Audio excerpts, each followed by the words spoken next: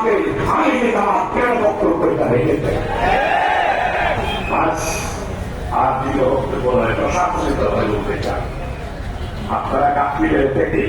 ভিতরে ভিতরে একটু উল্লাস করতেন উল্লাসের জন্য একদম বাংলাদেশে আবার আপনারা বাংলাদেশের মানুষ ভাড়া দিচ্ছে ফেসবুকে দেখেন নাই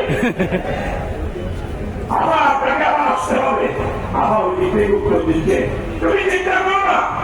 আমি একদম কাছাকাছি আসছি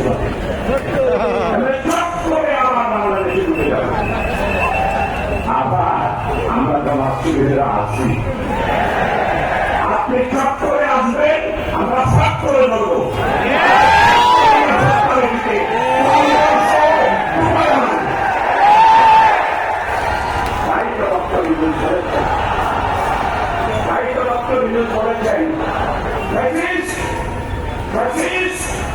তাদের বিরুদ্ধে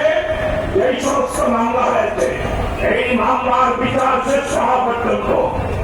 ওই দল আর ওই দলের দুর্নীতিবাজ লুটপাটকারী মালি রঙ্গালি রক্ত পাচারকারী এদের আর আমি রাজনীতি বাংলাদেশে করতে দেব না নিষিদ্ধ ঘোষণা আপনার শিবির এখন জেনে পাবো